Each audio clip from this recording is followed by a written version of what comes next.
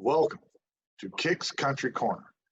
On today's episode, we have Miss Saskia Verse. She is our cousin from across the pond. Hey Saskia, how are you? Hi there. Who's that you have in your arms? This is Ambia. Hi, Ambio. Ambia. Ambier. Hello, UK and USA and all over the world. Woo! We're sending you so much love right now. Gonna be famous. All right, so Saskia, introduce yourself to everybody and tell them a little bit about your background and where you're from. Well, I'm actually from the UK and I've always been a country girl and love country music from being a very small child. And that's it. That's it, really. That's just fine. Me. That's fine. It's just me. And then country is kind of starting to get a real big takeoff over in the UK right now. I know at one time, you know, it was kind of slow, but now it seems to be really taking hold. And you got in on the ground floor. Tell us a little bit about that. I started 3 years ago. I basically just I auditioned for a girl band actually, and sang every genre there is, like in music, from start to finish, from rock to country to pop to everything. And it says there's no doubt about it that you are a country singer. Awesome. So, Awesome. Well, I see some pictures on your back wall there. They look an awful lot like you. How about you expound on that a little bit? Well, this is my office. I've just literally just moved into my new house, and this is my office. I've just started building, and I've got like literally. Are you going down, sweetie pie? Say bye. We're going down to play. Go bye-byes then. Go get your drinky. So basically, all the pictures from on my shelves here, that I'm going to build a full office from my last 15 years of doing modelling. Modeling. So you were a model at one time. So you're a real entrepreneur then. Well, kind of. Yeah, no kind of to it there, darling. You definitely are. How long did you model for? I still do some pictures for my album covers, my new songs and stuff like that. So the modelling experience is now I've focused it into the music because I don't have time to work literally full time on just the modelling side anymore. I can only do photo shoots now for my country music and for my music career. That's the only, because there's too much time being spent on the music side, too much time on planning side, and well, up to now, obviously, there was a lot of time, you know, sometimes travelling and stuff like that. But obviously, we're all at home at the moment, which I'll speak about later. And so the photo shoots are literally focused just on the music now, because that's the proper time. When did you start modeling? What age did you start modeling? Was it relatively young or teen? Well, my dad wouldn't let me do modeling when I was really young. My mum did sneak me off to a photo shoot for a competition when I was a teenager with it was a photographer that we knew. He was actually my manager when I was a teenager, because I was a trained fitness instructor. You see, I was qualified to teach gymnastics, teach dancing, teach aerobics, and all different Reebok things. You know, I've got loads of qualifications doing that. So he was my manager at the sports centre, and he did photography as a hobby. So basically what we did is we kind of me and my mum entered this competition, like with this guy, and it got into a little magazine, and that was my first like ever photo shoot.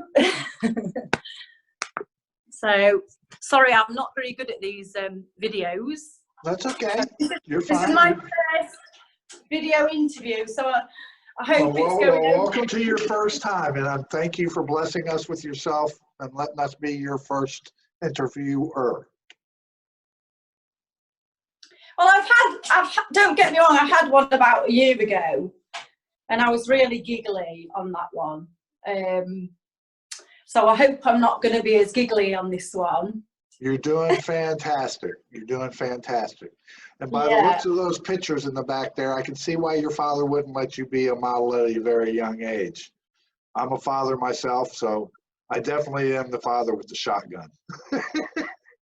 Well, that one up there, this one, I was 23 on this picture, and but with a belt on my mouth, but like I say, that's how my mum and dad saw me, and especially my mommy. And so my mum kept that picture at home, and that was my second ever photo shoot I'd ever had done, because obviously there was a gap from 17 to 23.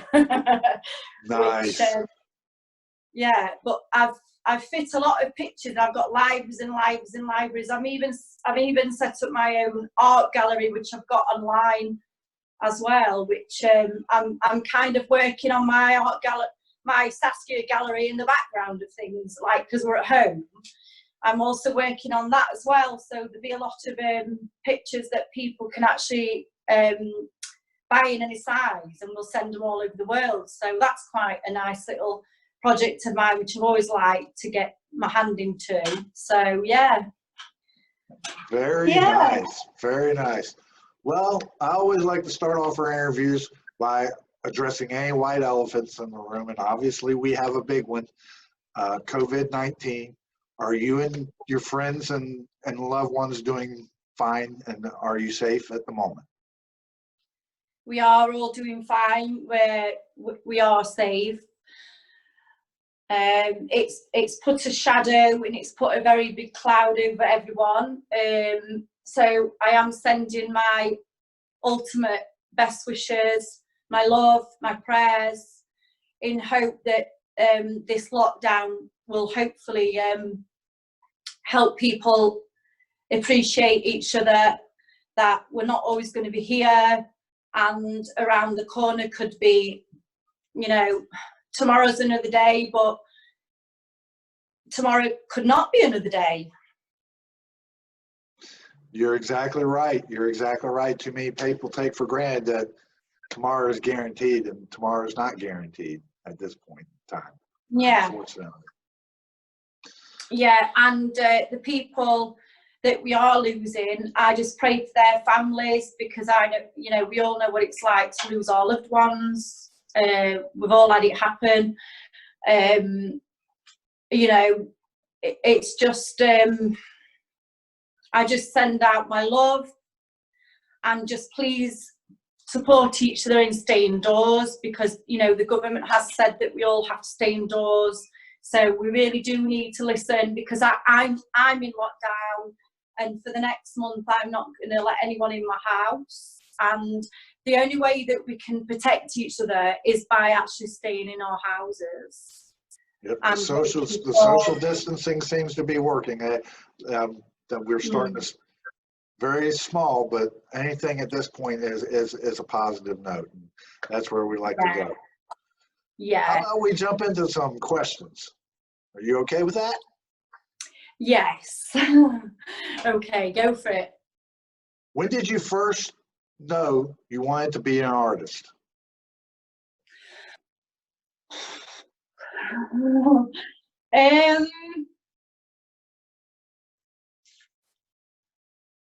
Well, to be honest with you, I've always been quite the dancer type and the dressing up type, but I never thought that I had a very good voice.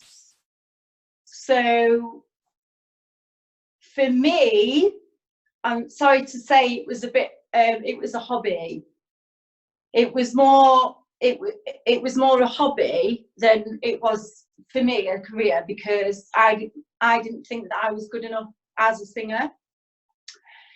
But when it did start, of course, when I was a kid, I always had the old country music on, like Olivia Newton-John is played every day. It's still always played every week in my house. And also Shania Twain. When I actually started a hobby career is when Shania Twain actually first came out. I started learning her songs. And I just basically went down to the local bar and started singing Shania Twain songs with my friend who did Elvis tribute. And he was very, very funny and comedic. So all my friends came down to support me, and I did actually get an encore for me to come back on stage, right? Because they did like my songs, the Shania Twain songs that I sang. So that's basically when it started. I started learning all Shania Twain songs, because I couldn't do Olivia Newton-John, because Olivia Newton-John was very high. She was, you know, very soprano, and I'm mezzo soprano. Okay, so I'd have been like going, ah! And then I would have been going, ah! All night. And obviously I want to sing la la la, like, well, not like an opera singer, but you know, crazy and all that. So I did crazy in my music sets. I planned them all. I used to learn them like sometimes in the same day, the next day, and then I used to go out singing them. That's how daring I am. That's how daring I always have been, because even when I was a fitness instructor, I would learn a dance routine in one, like say 4 dance routines, and then in the night time I would just go and teach them like that. So my choreography was very quick. I was a very quick learner. So obviously when what I did was, when I started singing, I didn't think I was any good, right? But because I looked half decent and I could pull off the Shania Twain look, because I'm similar to her when I'm on stage, when I have her costumes on, okay?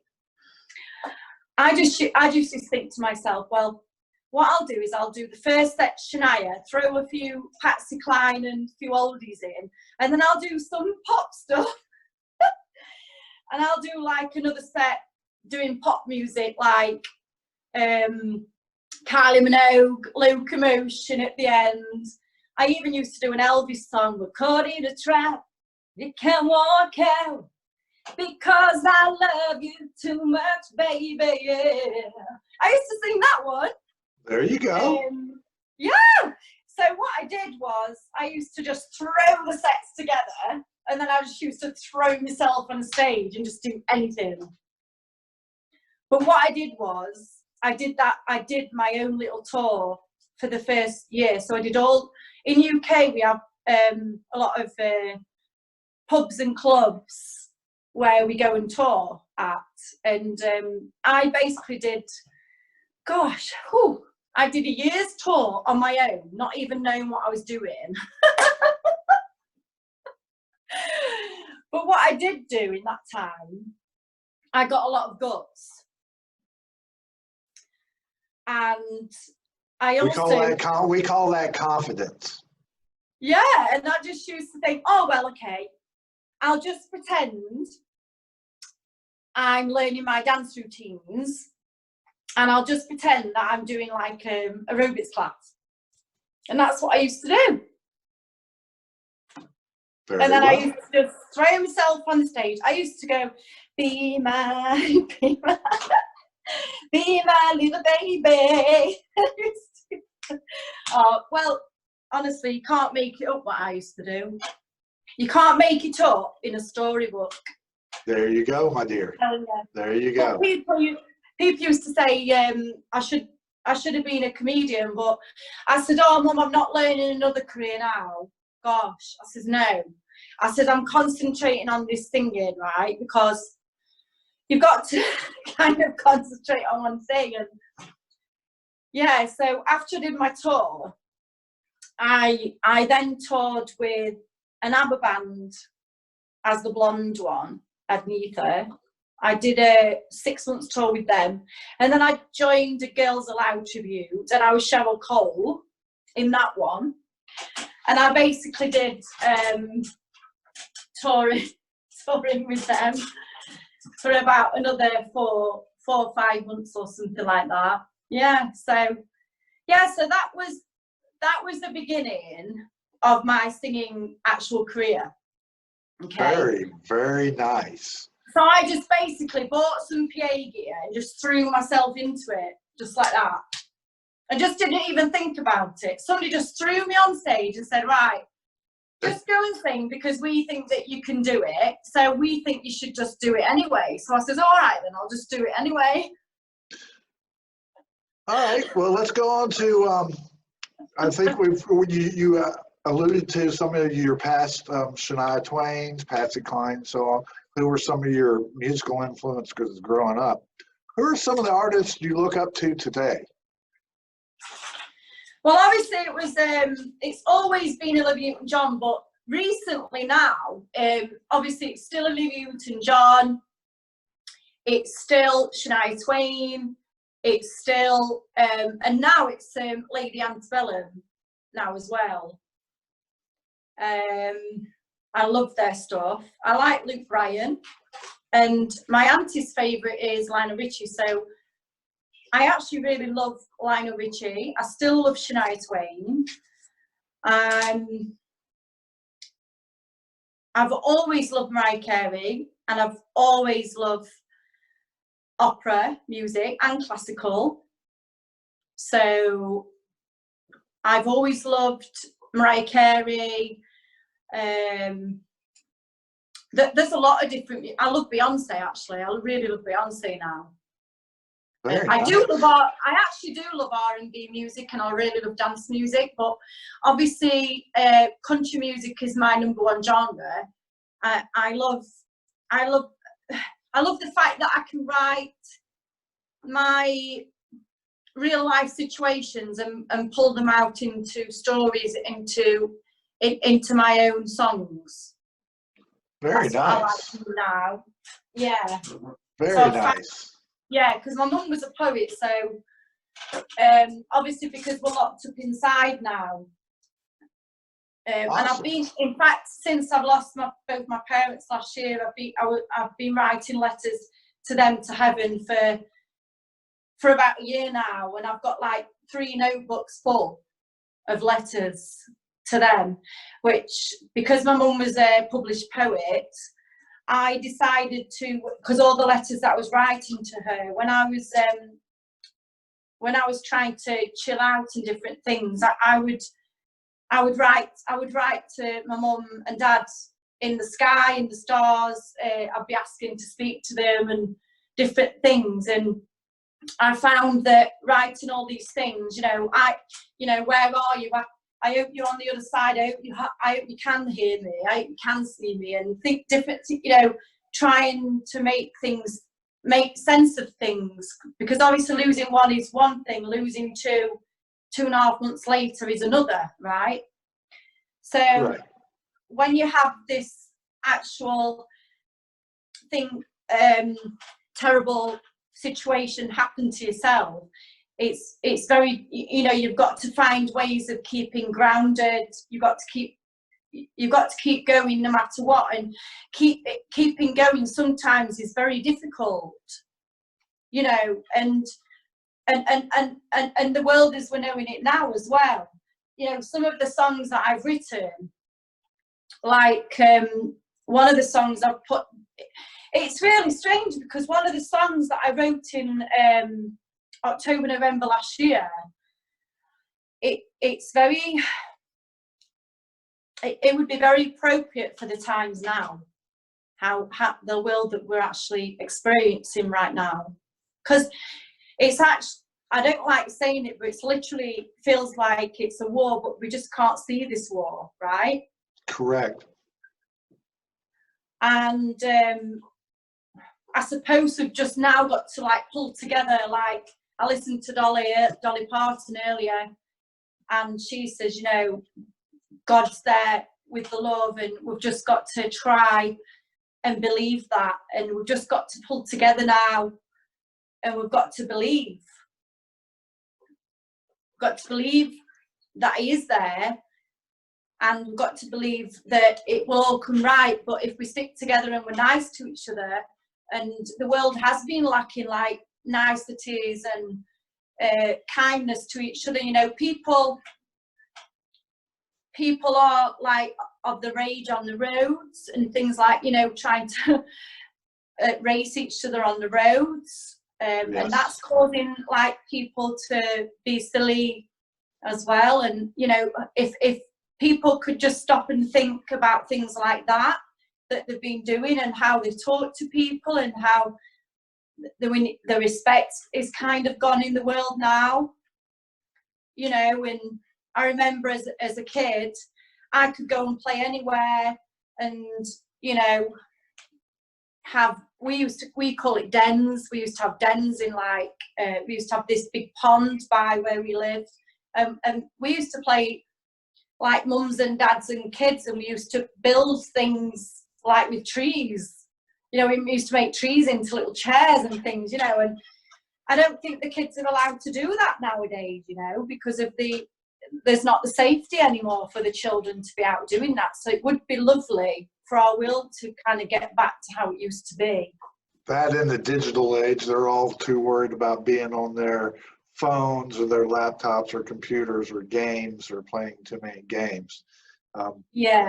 Some of that's where the parent needs to step up and go, you know what, you need to get off that and go outside and go play. They do, because I think now with the mobile phones and everything, I mean, I'm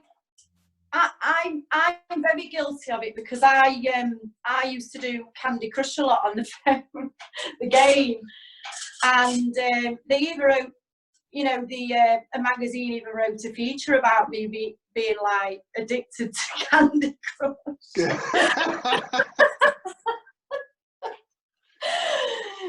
know. Right. Well, let's move on to your current single that you have out now. How did it come about? Which Slow Dance? Yes. The latest single. Well, the latest, your current single, correct? Yeah, the latest current single, Slow Dance, is it's a up-tempo pop country little song, and a few presenters, radio presenters, have been dancing around the kitchen in that song. And I performed it actually at the UK Country Awards as a ballad. Even though it's a fast song, I actually did it as a ballad with a piano accompaniment from the guy who writes all the newsletters, and he's a musician himself, my friend Alan. So yeah, we did that on stage, and it was a nice version of it. I really liked doing it as a ballad, but it did quite well in the UK and Irish country charts. Actually, it became a #1. Nice. Congratulations. In the UK and Ireland. Thank you. And it actually became #3 in the European chart, where Dolly Parton was #1 with Ronnie Milsap, and I was #3 in the same chart as her. Nice. Very nice. Yeah. And I understand you do a few of the BBC radio talk show tours as well. You've been on several of those shows? Yeah, I mean, I'm literally still learning, obviously, about music, but you know, everything's a learning curve, and altogether, my 4 songs, Say Hello, Good Girl, and Slow Dance, up to now, they've been played on 19 counties in England on the BBC radio. Very nice, very nice. And I've done 4, I've done what, 1? No, 21 counties now. Well, there you go. Yeah, and I've just recently done a BBC Merseyside interview. Nice. Which BBC Merseyside is quite a very big one. It's the biggest one next to London. It's in the opposite part of the country, other side of the country, like, but it's as the station, it's as big as London one. And I did 1, 2, 3, 4, 5. I think I've had 6 BBC radio interviews altogether. Nice. Yeah. Very nice. What was the very first live performance you ever did, and at what age were you? Oh. Do you mean professional one, or do you mean messing around one? Even if it was performing at church as a young girl, what was your very first live performance that you can remember in your head? It was at school, and I did Oompa Loompa, because I was we did Charlie and the Chocolate Factory, and we had to sing that Oompa Loompa, doo, that one. Yeah. That's it. That's the first one, I think. Yeah. What tour would you consider your favorite so far? Oh, that you've done. I'd say it was the Spanish one. I did. I basically did a tour in Spain with as a Shania Twain tribute. Actually, that was a good one. Let me just put my phone up a little bit. So it's falling off a little bit.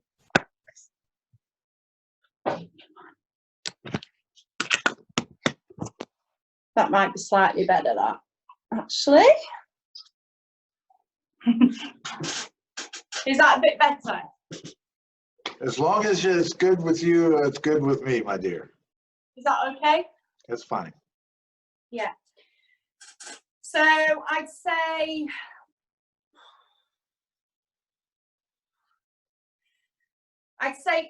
the Spanish one, definitely. That's because awesome. I had my own little tour bus. Right. I basically had a mini tour bus, and basically what happened was I used to get ready in the tour bus, and then I used to like come out as Shania. I used to go in as Saskia and come out as Shania Twain.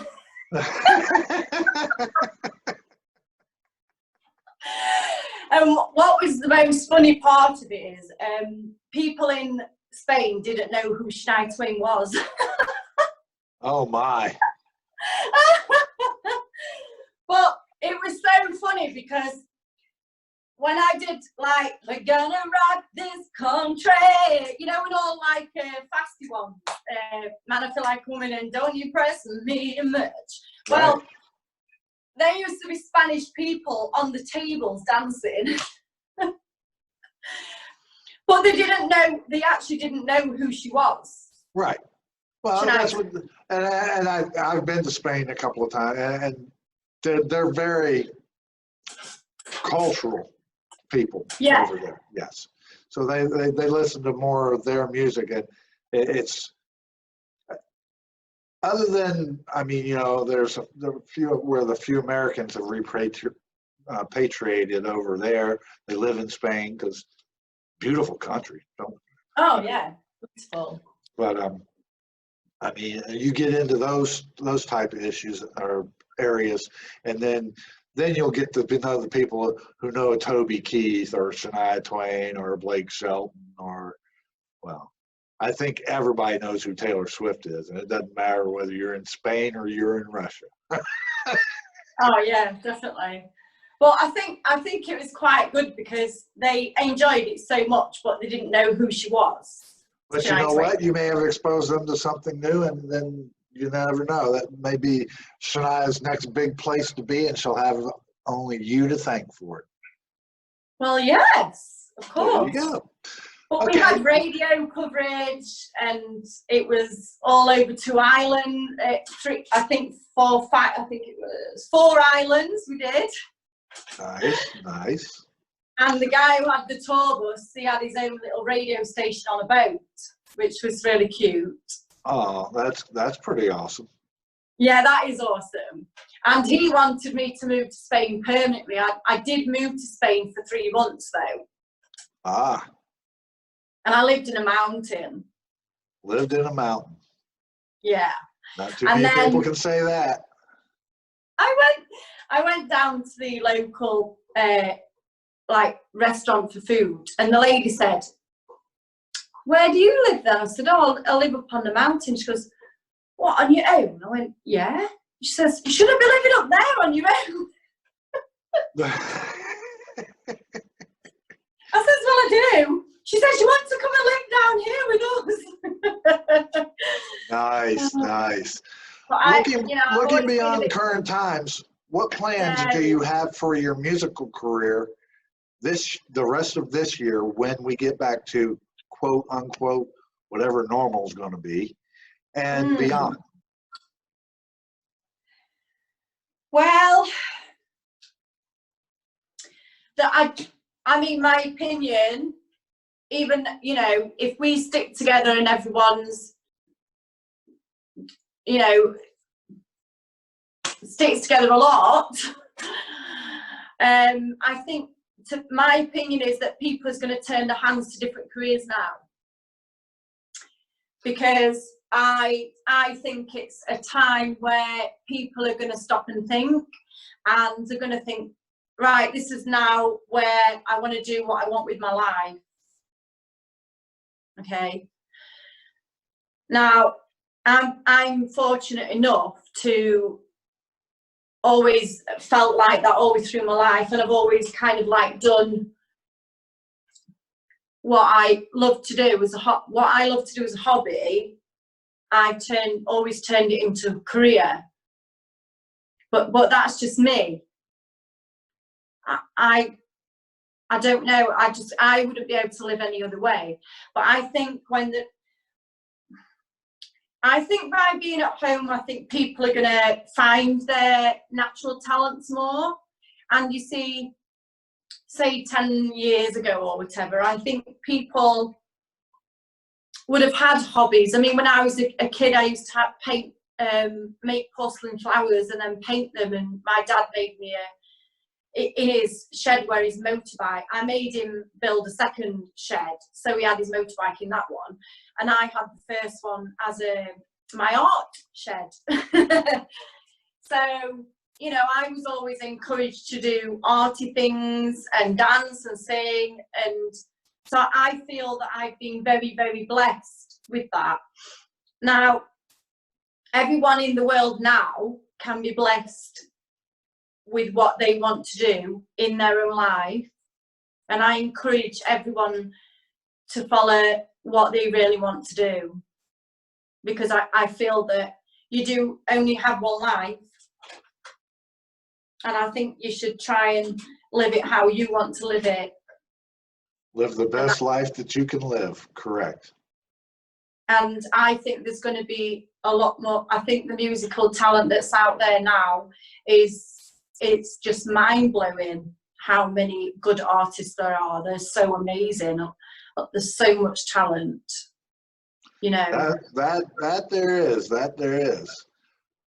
Okay. It's just mind-blowing, isn't it? Kind of a secret thing, and I just want to ask, any new music, EP or albums you have coming out soon or the next year that you're allowed to divulge? I do. You do? Can you tell us a Uh-huh. secret? Well, do you want me to tell you my little secret? Tell us your little secret. Well, because my mama wanted me to do music so much, and she thought, my mum always thought that I was going to make it in country music. I did something for her, and I went to Nashville in December 2019, and I recorded a full album. Wow, congratulations. I did. That's quite an achievement. And you know, I wrote them all. Very nice. And that was, and I'm telling you now, I probably wouldn't have ever sat down and written all that material if not for losing both my parents. I'm telling you, because obviously I had to have 6 months off work. I was blessed enough to have very excellent supporters and friends, some very dear, close friends who helped me through my worst times of my life last year. And because I just knew it was one day at a time, you just have to you never get over it, right? You never get over losing a parent, and especially when it's two, you never ever get over them. But what you learn to do is, like the priest said at the service, you just learn to live with it. And That's it's just probably the best advice I've heard ever, right there. You never get over it. You never get over it. You learn how to live with it. You learn how to live with it, and every day you think, oh no, not another day, it's Groundhog Day. You do actually think it's Groundhog Day every day. And I just literally reached my first year of that Groundhog Day. Literally. Phew. Well, our condolences to you, my dear. Oh my goodness. I've been through that myself, and I know it's not an easy thing to persevere and keep putting your foot forward and go through. Gosh, I mean, like I say, I just tried to stay grounded. I just tried to stay myself. I did lose myself for the first 6 months, I've got to admit. I'm still a little bit lost, but music has given me the light that I needed. And honestly, when I got on that, I'm not joking. I did not want to stay in the UK anymore. I didn't feel like I belonged here anymore. I even wrote a song called about my hometown, saying if they're not there, I don't want to be here anymore. I don't want to be down the road from my own dad, who I can't go and see anymore. Okay. And I booked my flight to Nashville, and I thought, I am going to do this for my parents, because what else have I got?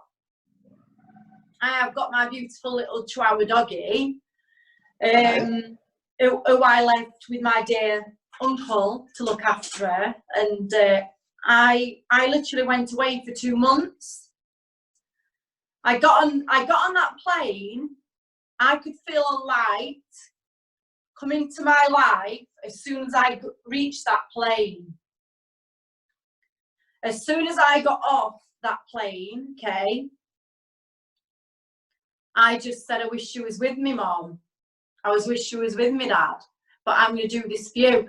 I'm telling you now, I did a week acoustic work before I went into the studio, and I actually rang you, Ray, didn't I, on that week?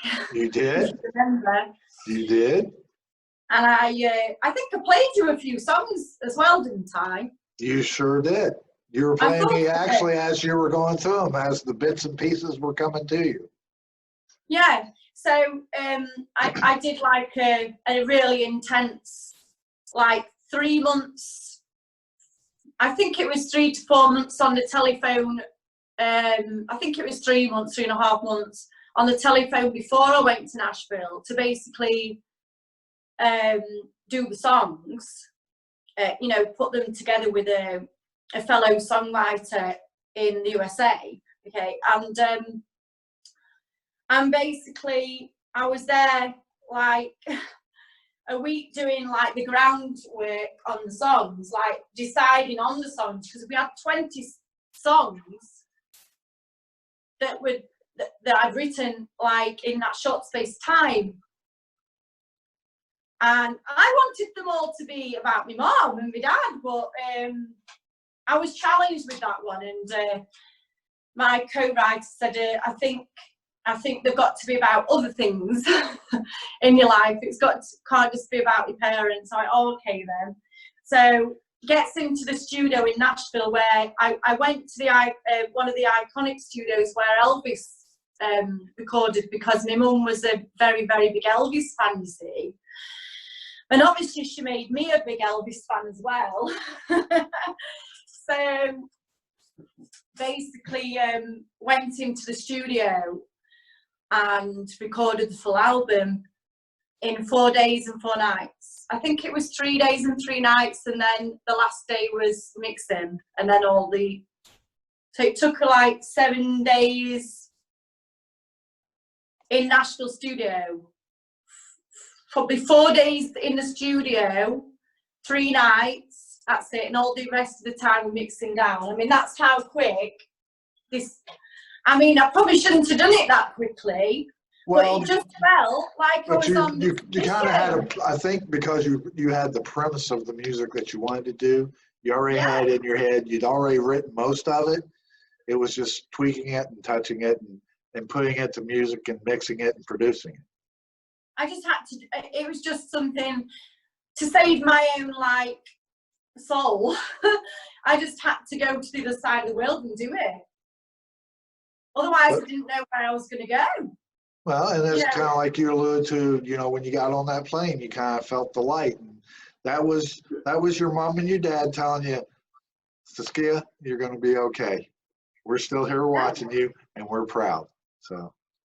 Yeah, so because you were doing something you've been wanting to do. You wanted to go to Nashville, and now you're doing it. You put your head to it, and you went. Yeah, and I did it, and then I went, and then I'd actually bought a ticket to go back to the UK, okay, because it was a return ticket. Did I go back to UK? No. Yes, I went to Australia. Australia, you went down to our other cousins down under. I went for nearly 2 months. Woo! How was that trip and all? I've got a family there, so I went there and had a Walton's Christmas, with a perfect Christmas with them, and it was the best thing I've ever done. Awesome. Best thing I've ever done. That is awesome, awesome, awesome. Well, we kind of crossed some of your personal struggles that you've had. What are some of the struggles you as an artist in the time that you've been in the industry? What kind of struggles have you had to persevere through yourself? Working, being a model and being a musician, trying to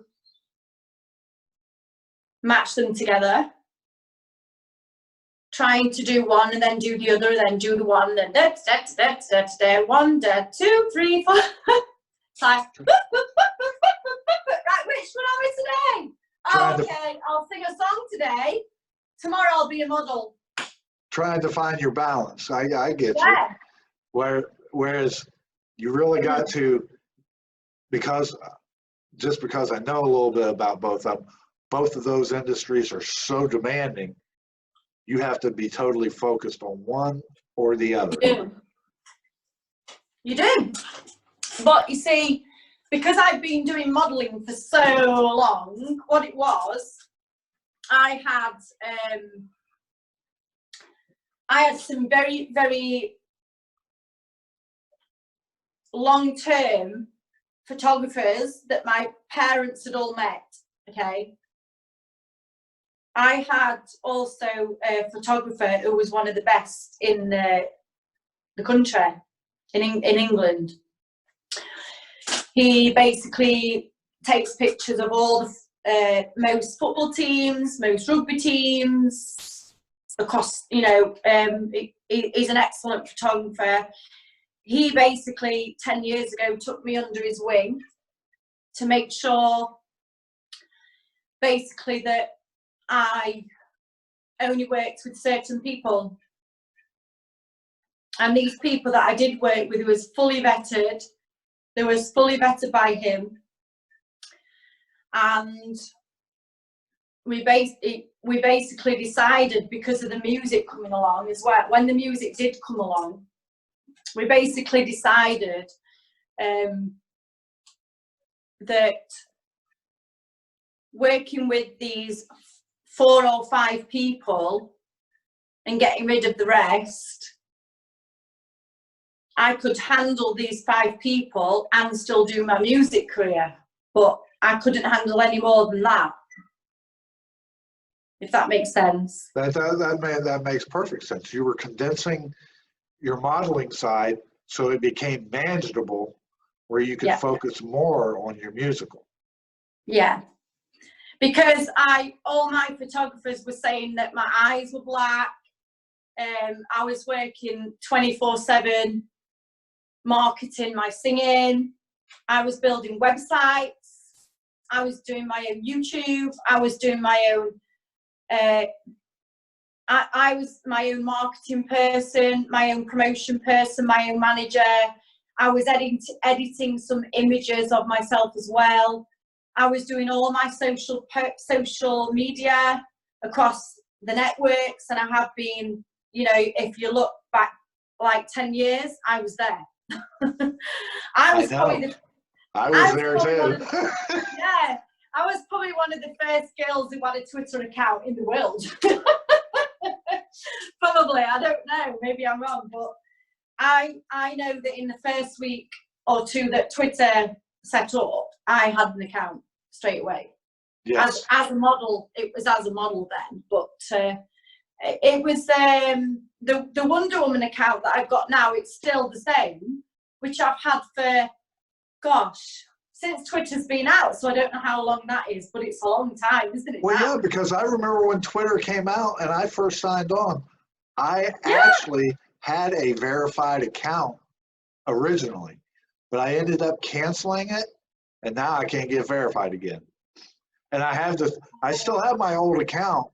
It's my real name, but they said, no, we don't do that no more. I was like, okay. Yeah. So basically, it's still, my Twitter handle is still @WonderWoman_, and it's been that since I opened a Twitter account years and years and years ago.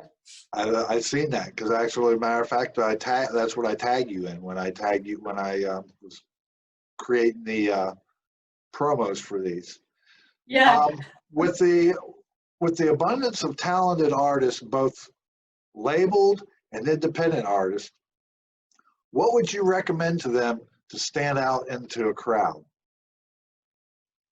Which basically boils down to, because of the way the music industry is, how can people such as yourself, the independent artists, the rising stars, make themselves stand out right alongside of what they don't want to call the big boys?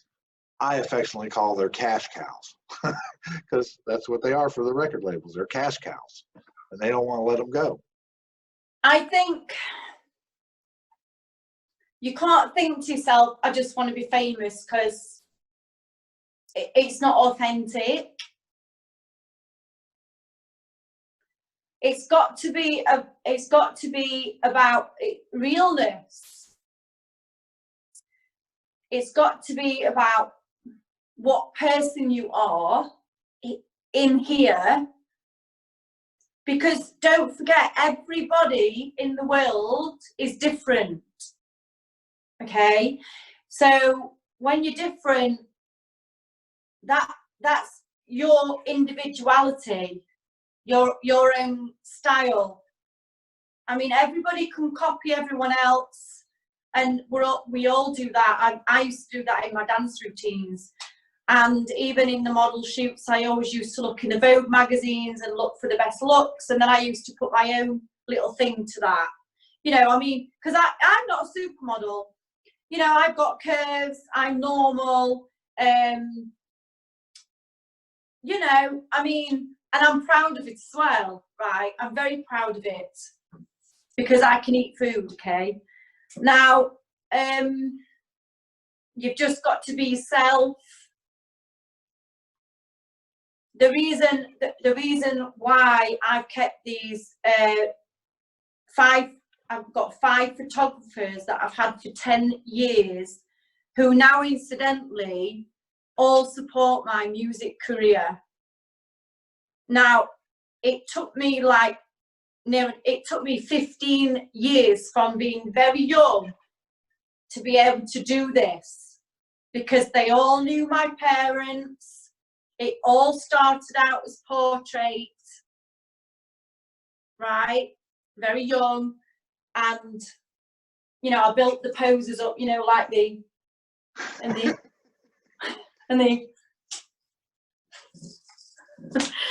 know, it's not a thing that comes to you naturally overnight. It's something that, like, correct. You have to work on your craft. It comes with practice, you know, like as we know, you know. But what you've got to think is it's not perfect that people want to see, okay? It's your personality, it's you they would like to see. So you've got authentic you. Yeah, you've got to get better at showing your heart. I mean, I'm no expert. Neither am I. You know, I'm not famous. You know, don't listen to me. But all I know is that as a consistency thing, to keep your head above water, to keep working, to keep thinking of different ideas. I have been that person, right? Now, I nearly broke my leg once, right? I had a ligament out of place, and instead of just sitting at home thinking, oh, I can't model anymore, well, what I did was I worked for magazines and newspapers, and I was training in journalism. And what I did is I had photographers from Daily Mail, Sun newspaper, Woman magazine coming to my house to do photo shoots on certain stories that I could tell about my life, or to get involved with another story. So I created myself for about a year a different career. And the reason why I can do that, though, is because I watched my dad do it, because my dad was the table tennis second seed in England, and I watched my dad became like one of the top table tennis coaches, and he developed his own business for 3 years in schools around the district, so he could spend a lot of time with those kids. Okay, I watched my dad do that step by step, because I used to go to table tennis with my dad because he wanted me to be a player. Obviously. I want to be a gymnast or a dancer. I don't want to smash the ball. You know, I really could smash that ball. Like, I mean, proper jump in the air and proper, like, boom, crash, wallet. He says you could be a really good player, because I used to be tiny and skinny. I used to be like really fast, springy. And I was, Dad, but I don't want to be a table tennis player. I'll come with you to your classes, but I don't want to be a player, Dad. But you can try. And say no. Right. You know, I've watched the most. And my dad was a very clever man. He was very self-taught in a lot of things, okay? And he ended up teaching in university. I watched my dad create his own career from start to finish in 5 years. in that 5-year period, from 3 years building it up in the schools to then work, then teaching in Japan, China, and also in university. I watched my dad do that. Okay, and I used to know all his stories because I used to get dinner with my brother and sister, what my mum used to cook, and then I used to stay up for my dad coming in from night shifts, and then I used to get like another dinner. So I used to get 2 dinners a night, and then supper with my dad because I used to stay up. So my brother sounds like you were smarter than your dad. You found a way to stay up late without him thinking that's what you wanted to do. And I was the baby. There you go. So I wasn't allowed to be up late, okay? But my sister used to be like gallivanting off out. She was older, and my brother used to be on the computer because he used to typing all the time, doing computer programs. So I used to be the one that I could think, okay, let's get this information out my dada. And I grew up, and I think this is why I have this mind that I have today. I have my mum's heart and personality, but I have my dad's ambition and my dad's drive. And I saw him do it from start to finish. And I've almost done the same with my my modelling and my singing. And look at this now. Look at this magic now. It's like I've gone from laughing at myself, throwing myself around stage, thinking I was really funny, which I was funny, by the way. And I was told I was funny. Well, no, we've had a few conversations. We've had a few good laughs. Yeah, but I thought it was just a joke at first. And then look at it now. It became into a proper Shania tribute where people say that I sound like Shania Twain, like 9 out of 10's worth, like her. I'm like, woohoo! Whoop, whoop. I am thinking, I actually sound like a mum, and this is natural. I didn't hardly practice. Right, and now you're starting to get all the accolades that go with that, and obviously the awards and stuff will go right along with that. And then I'm thinking, I think I'm onto something here. And then I went to a recording studio, went for a girl band, and you know what he said to me? He says, "You're definitely a country singer." Do you know what else he said to me? What's that? He says, "Saskia, you cannot be in a girl band because the other girls could not keep up with you." I'm serious. That is what he said. Too much energy for him. And you know why that is? It's because the reason why he took me on is because I was working 24/7.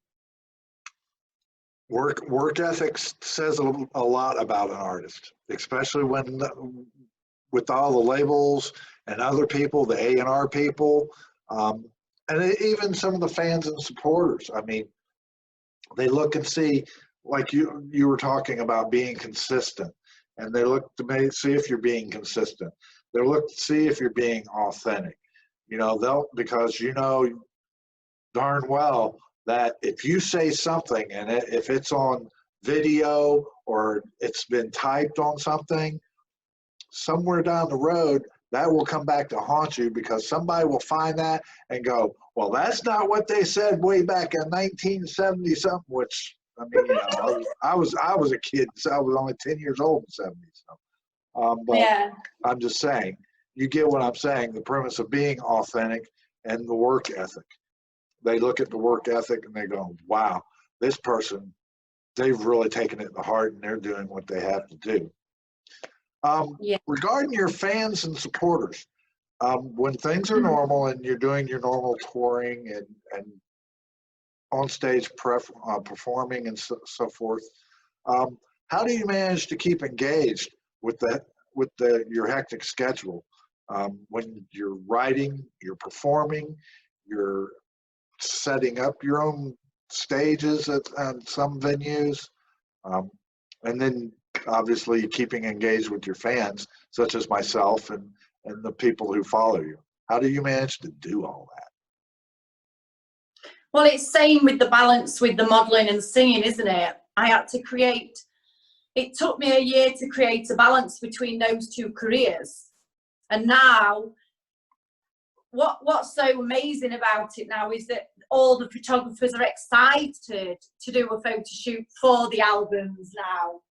That's what's so amazing. It's like they're not that bothered about, oh, we're going to shoot Saskia model anymore. It's Saskia country girl.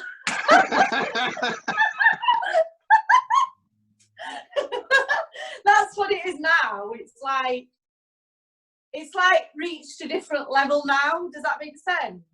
Well, yeah, because it does, because the having the modeling and the musical career showed you how to balance. So when the fans and keeping them engaged, and obviously when you're traveling and stuff like that, you become comfortable. You were into a routine.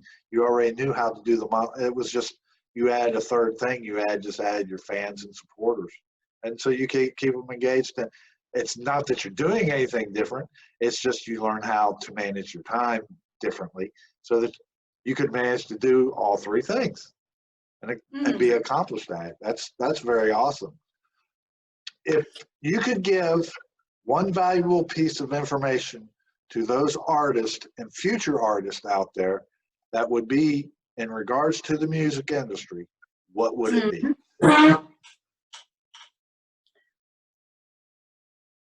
I'd say be real and true to yourself. Everybody says that answer, and that's the most authentic answer they should give. You know. Well, look at this, right? We've got. I mean, look at all the country music legends. Look at all the pop legends who are in heaven now. Look at their life, right? So, okay, none of them live forever, right? Correct. They've all gone down in history. Correct. But we can't turn back time now, can we? Because they're not here anymore. No. Do you understand? So what I'm saying to the world is just think about that. Just really think. Stop and think. All this dog eat dog thing that's going on. You know, I was a competitive gymnast and I used to be best friends with both the girls that I competed with. You know. Correct. That, to me, that's how it should be. It should be like that's where the term healthy competition came from. I did the same thing. My competitors were some of my best friends because they're what pushed me to do even better, so that so that they could raise their self up a level, and we could raise everybody else up underneath us and just bring them right up alongside with us. Yeah, because you know what I used to find? There used to be a couple of girls that used to be really good at certain things, right? So there'd be like, there'd be one girl that'd be really brilliant at like a no-handed cartwheel. And it's because she had this technique and she used to put her arm under there. She used to spring into the air, and I used to think, how does she do that? How does she really do that? But I was better at her than like at some other things. Okay. So whereas like it's same in music, there's certain people that are really good at singing low, and there's certain girls that are really good at singing high, okay? And there's some really big talent in like the ones in between. There's some really good R&B singers, and then, you know, I can't R&B sing, but I can country sing because that sits better on my voice. Do you know what I mean? I nearly fell over then. Do you know what I'm trying to say? It's like, yes. If people can literally stick to what they're good at, cash in on that, cash in on your own talent, and try not and be like somebody else, because if you know if like 20, 30, 40 years when we're not here anymore, will it all matter? It will only matter if what we We've got did to make it matter. if right? if what we did lasted and transcends time, and it wasn't because of anything we did, it's because of the way we did it and that we were being true and authentic. Whereas Yeah. I often tell pretty much all the artists, because some obviously some of the younger ones, I'll ask them that, so what do you want to be? And they'll be, well, I want to be the next Taylor Swift, or I want to be the next Reba. I said, no, you don't want to be that. There's already a Taylor Swift. There's already a Reba McEntire. You want to be the first authentic you that you can be. That's going to make you stand out and above everybody else. I mean, all these other artists, there'll never be another Kenny Rogers. There'll never be another Merle Haggard, John Rich. I mean, all those guys, Chris Christopherson's, Willie Nelson's, Saskia, there'll never be another one of her. I mean, you're the original. You're the one and only. People can plagiarize and try to do what you do. And I'm sure that you get some of that where people try to copy what you do and, to get their foot in the door, because you've been the leading influence over there in the UK. You put your foot in there and you're the one I'm not who's sure been about that, but well, I mean, I get that there's several artists over there. There's Sarah Bareilles and stuff like that. But the country genre is, like we alluded to in the beginning, is a relatively new thing in Europe and the UK and that part of the world. Everything before that was pretty much top 40 pop and, rock and roll and disco. I suppose it is quite new. It is quite new, really. But it's getting a foothold, and you were part of that ground floor movement. You were there, and you had the foresight to look and go, I'm pretty good at that, so I'm going to just go ahead and jump on this and let's do this thing. Hey. All right. And anyway, Ray. Yes. You represent me now, don't you? Well, I do, to some extent. I'm trying to help you out the best I know how. Thanks. Okay, we're going to get into some fun. We're going to get into some fun questions. Is that all right? Okay, go for it. Without the year, when's your birthday? 11th of January. 11th of January. So you just had a birthday. Woohoo! Belated happy birthday, young lady. Thanks. Your favorite color? Pale pink. Pale pink. Mm-hmm. Your favorite food? Cheesecake. Oh, girl. Vanilla. Sister, come on now. That's one of my downfalls right there.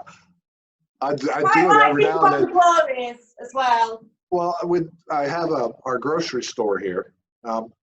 They sell them, and I'll go get one, and I'll show everybody. I'll like, yep, and you can bet I'm eating the whole thing all by myself tonight, and I usually do.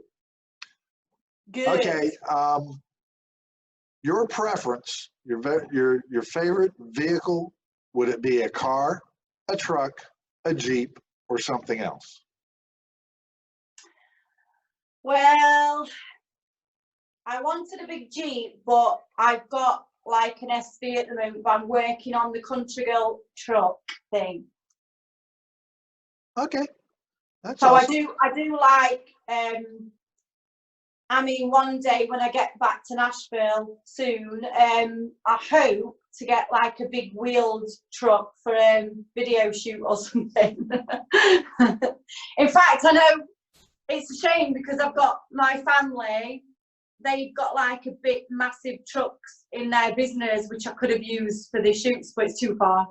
Right. I get you. But I do love trucks. I like little sports cars as well.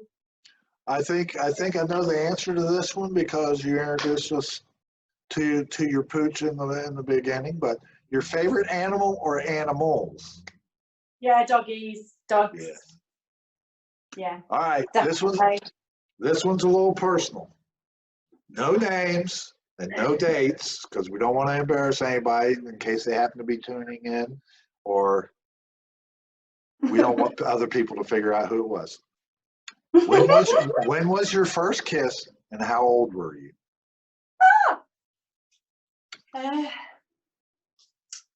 actual first kiss. Gosh, I think I was 15, and it wasn't a proper kiss. I remember it was babysitting with me, and he was chasing me around the sofa. And I went, "It's not going to happen." Oh my! So You had early stalkers, did you? It was a little peck, and that was it. And I went up for the proper kids. No. Gotcha. First instrument you ever played? Piano. Nice. Have you I can't ever? play it properly still, but I am trying to get hold of. I can't get hold of a piano now because we're all in lockdown, right? But as soon as I can, I'm going to get a piano delivered. In fact, I've got my friend on the case at the moment, and it can be delivered outside and put in a garage. Nice. So Have you ever had any classical training, either vocally or instrument-wise, or have you had both?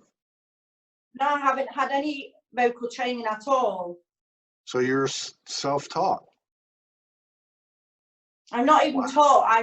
I just like Shania Twain taught and Olivia. But that's a God-given talent. Those are some of the best voices there are around, my dear. I mean, that's just me listening to Olivia Newton-John all the time. But there's things you do that teachers can't teach people to do. And whether it's a change in a rhythm of a music or going from one octave to another octave at the right timing, all that stuff. There's stuff. Oh, yeah? I mean, people can teach people to play guitars, play music. They can even teach them how to sing. Oh. But there's just certain things that are unteachable. You either have that talent and gift or you don't.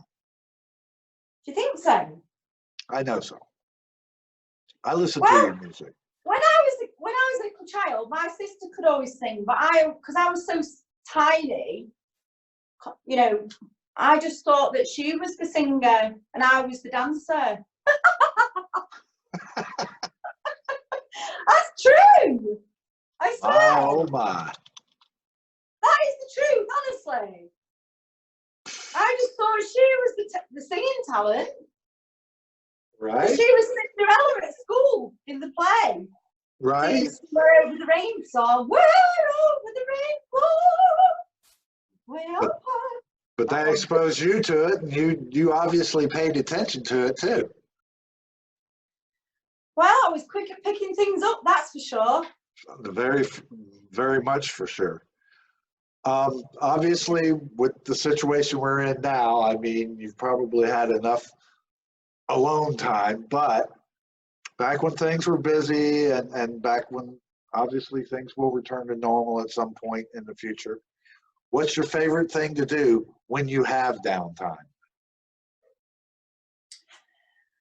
Go and stay in log cabins with hot tubs. Nice.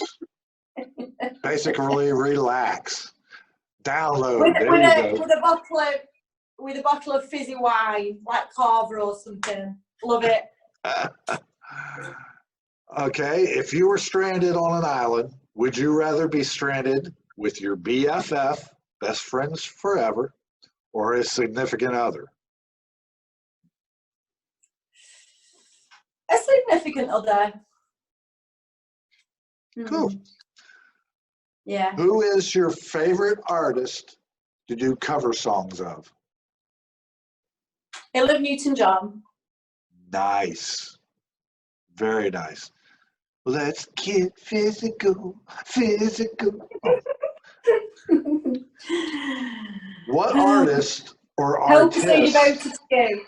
right? What artist or artists are on your playlist that you listen to right now? Hill of Newton-John, Uh-huh. Shania Twain, Lady Antebellum, Luke Great. Bryan, Lionel Richie, Lua Duper. I like her as well, if I've pronounced that right.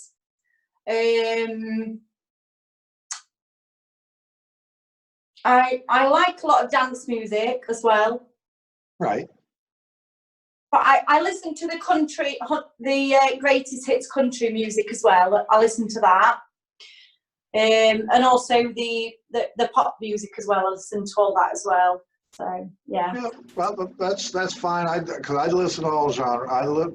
Which I mean, we're talking genres because the lines are so blurred anymore. You've got Steven Tyler, walk this way. Now he's doing country music.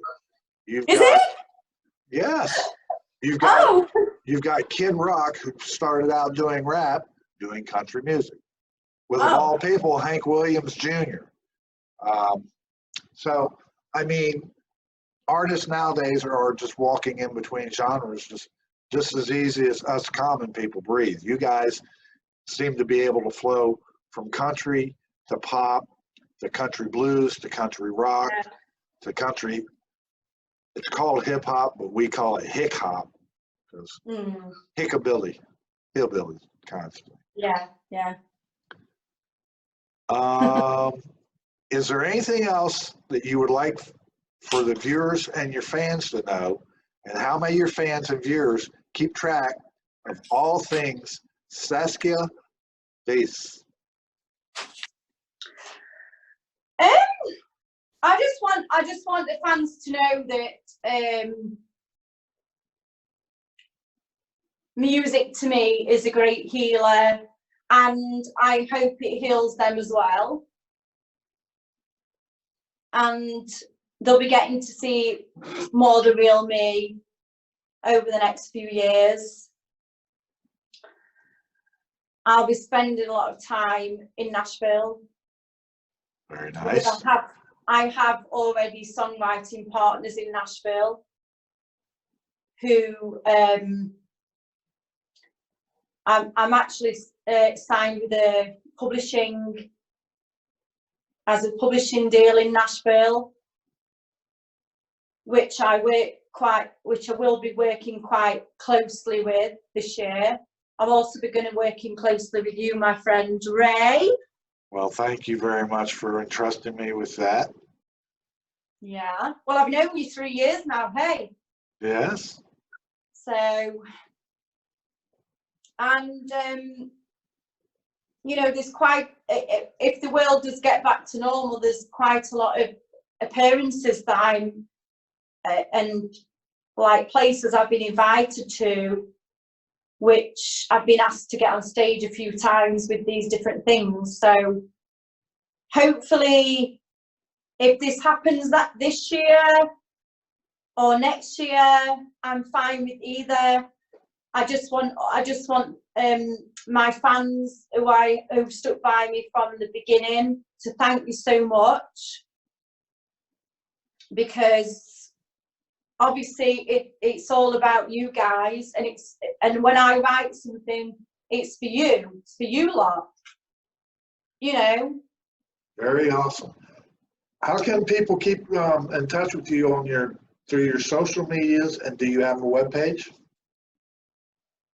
At the moment, I have my blog, which is www.saskiaverse.com. Basically, I'm building a website at the moment at home, so I've just started doing that basically. So I'm going to be hopefully building a website where you can hear clips of my music, and then it'll take you straight to the stores. But obviously, I'm building that myself. So it's going to be giving me something to do at home. So I hope you're going to help me with that, Ray. I will try.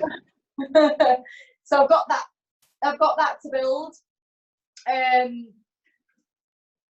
Basically, everything's got to be done from home. So the songs I already have, I've got about 30 songs, 30 pieces of writing at home still that are going to be sent to Nashville because they're either ticked off or they're crossed out. If they're crossed out, then I have to work on them until they're ticked. When they're ticked, then I have to get the piece of music sorted for that. So obviously that's the hardest part, getting the music to fit the words.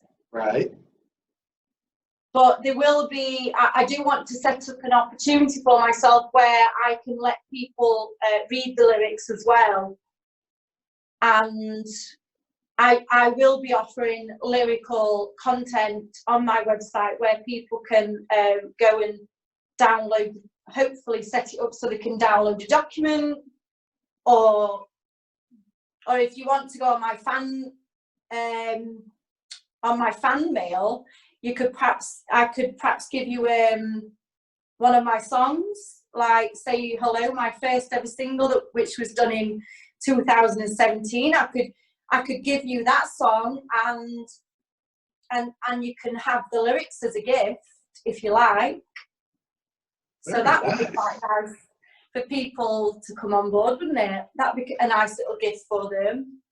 And your social medias, or do you have links posted on your webpage where people can just click on those links and take them to your Twitter account, your Instagram account, your Facebook, or do you have separate IDs for those right now? I don't have them all on my blog. They are on my blog, but they're all scattered around everywhere. So obviously that's something I have to basically sort on my website type of thing.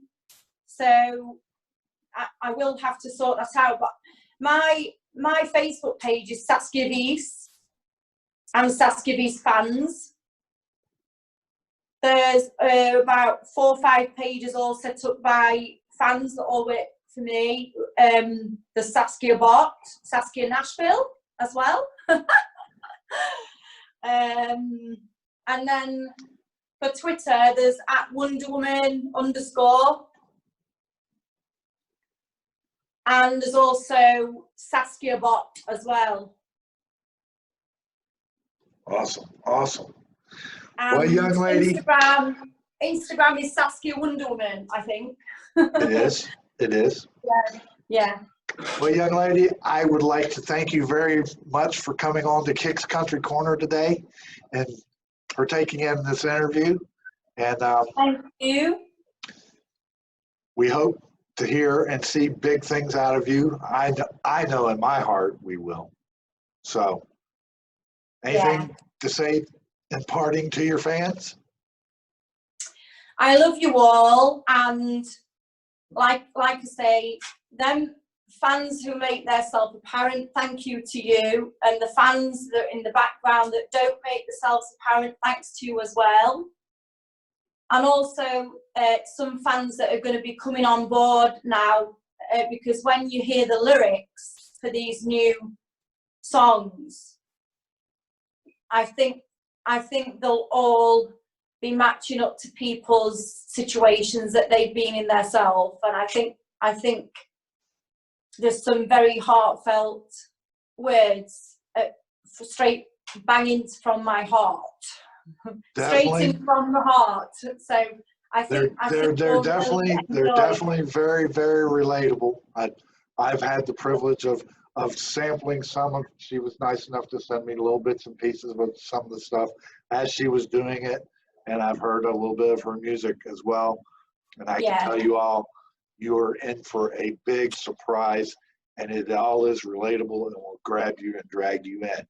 So from Saskia and Keepin Country, I want to say peace out. Y'all be kind to one another and remember to love one another. Yeah. Everybody love each other because you're only here once. Okay?